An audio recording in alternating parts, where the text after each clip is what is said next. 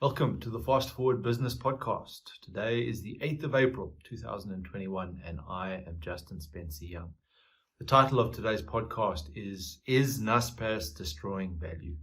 So the news at the moment is that a 2% holding in Tencent has been sold, which is providing some liquidity and some capital to the management of Naspers. You could say the management of Prosus, because they're actually the holder here. The structure is such that Naspers owns 74% of Prosus and Prosus owns 30 or 31% of Tencent. So there's this series of holdings that gets to the Tencent shareholding. Now, Tencent turns out to be the major component of Prosus and therefore Naspers. It's the biggest piece. And if Tencent was listed on the market in South Africa, it in itself would probably have the highest market cap of any company on our exchange.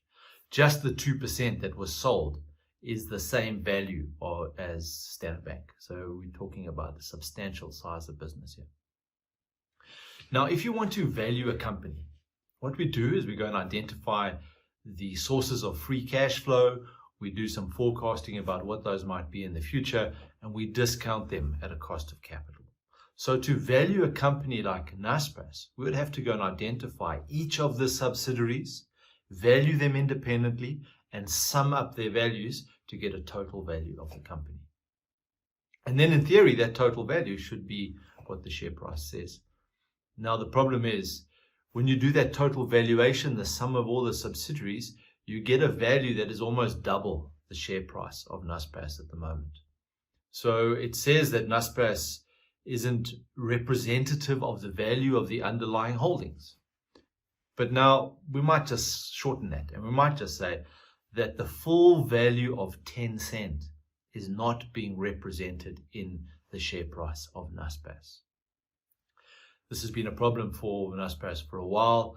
And some might say that's why the Prosus unbundling was created, is that they're trying to get more representation of that value. And of course, you can go buy shares in Prosus and you can bypass Naspers directly in order to get access to Tencent.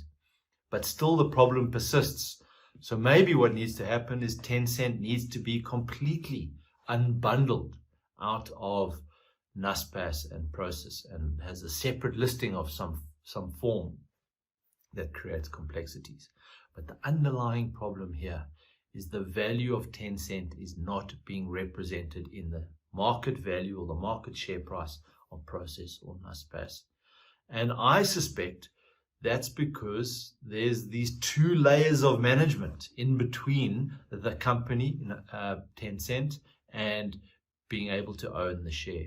And my experience is the more layers of management, the management of Prosus, the management of Naspers, the more layers you put in there, the more opportunity there is for management to do something that destroys value. Typically, managers do not like to sit around too long on a good investment because they feel like they're not doing anything. They won't allow the investment to do what it's supposed to do. There's this need to tinker. There's this need to sell it or change it or extract some cash and do something else. And it appears that in the sale of Tencent, remember they did this 3 years ago, they've done it again, collectively 2% sold then, 2% sold now, is that this money is being invested in other opportunities that are not providing the same return as if they had left the money in Tencent. Now that might be the destruction of value that the market is seeing being done by the management of Naspers and Prosus, and why the 10-cent share price is not fully represented in South Africa. So for me, the question is still open. Is Naspers destroying value here?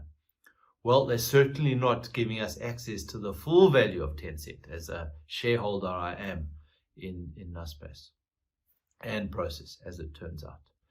So it remains to be seen what management will do in order to unlock the value of Tencent in our local market. We'll see you on the Far Post.